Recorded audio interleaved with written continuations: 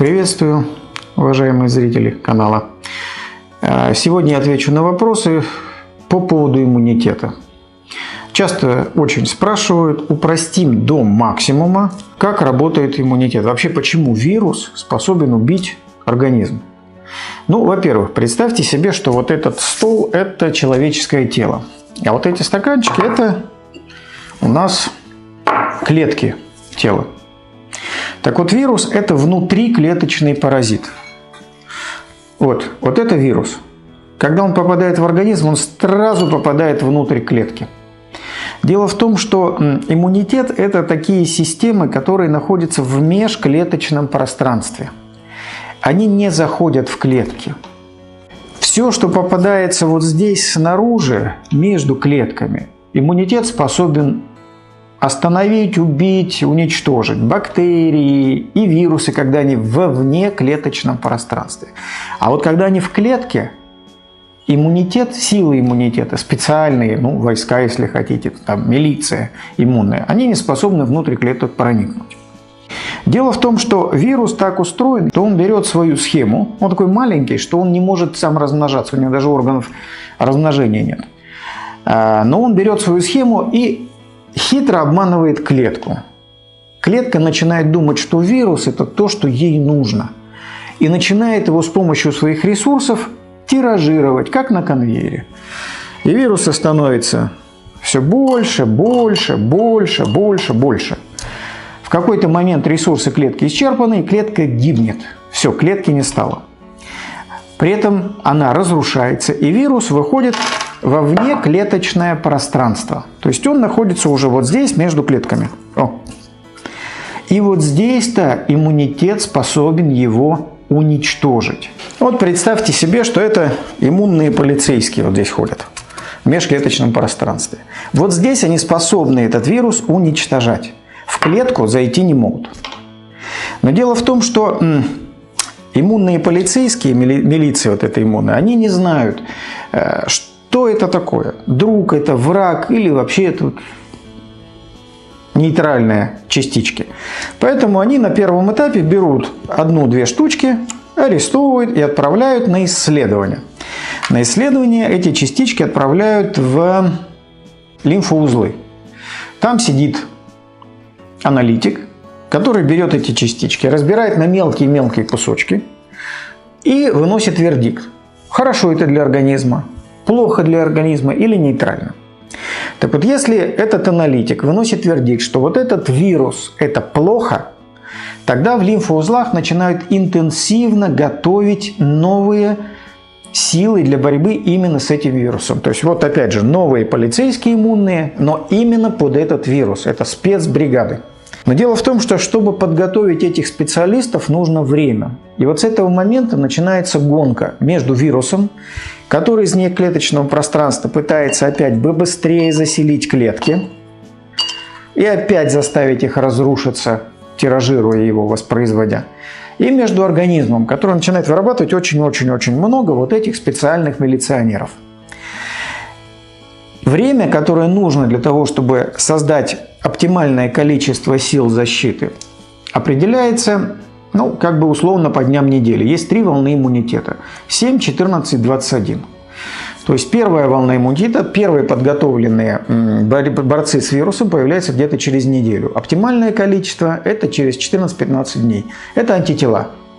Максимальный уровень – это 21 день.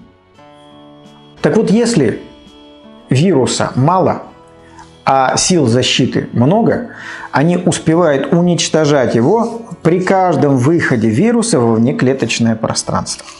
Сразу и навсегда. Все, они его уничтожают. Когда вирус здесь тиражируется и выходит во внеклеточное пространство, убивая клетку, они опять его уничтожают. Все, вирус в организме погибает в конечном итоге. Потому что количество клеток и вирусных частиц не бесконечно. Если же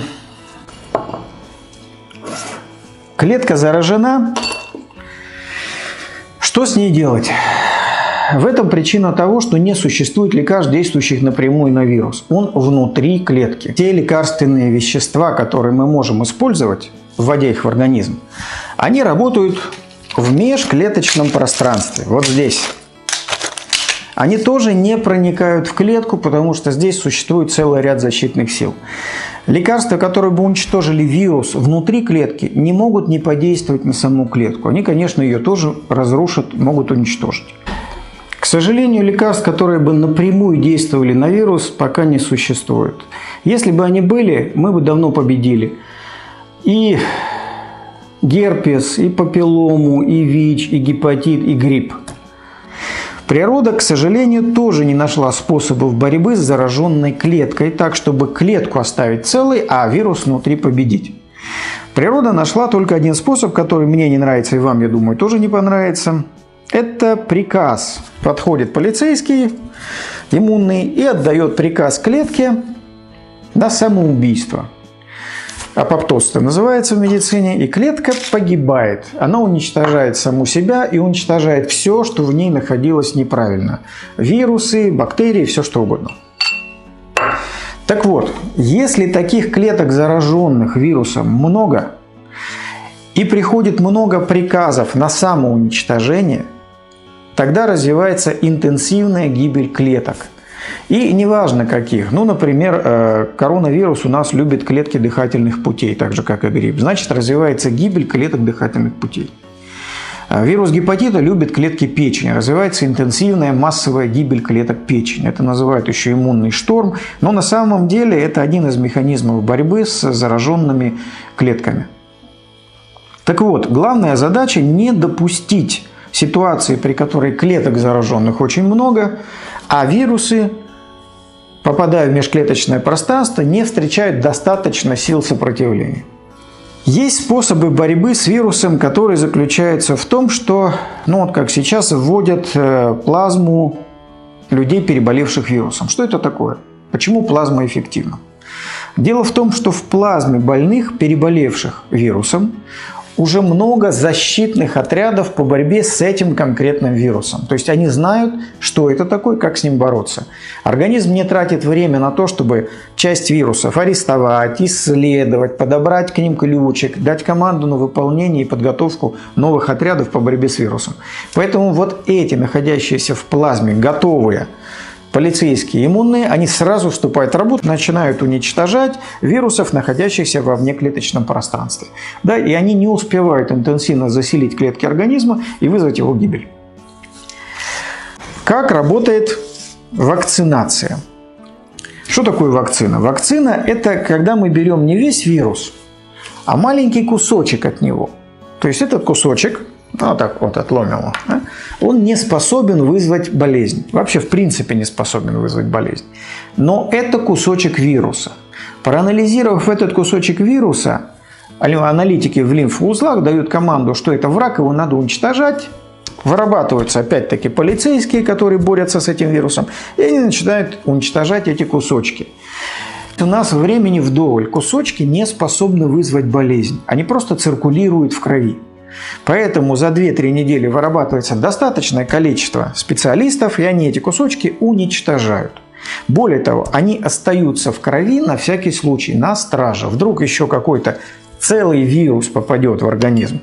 Вот тогда они его сразу уничтожат, не давая ему интенсивно размножаться.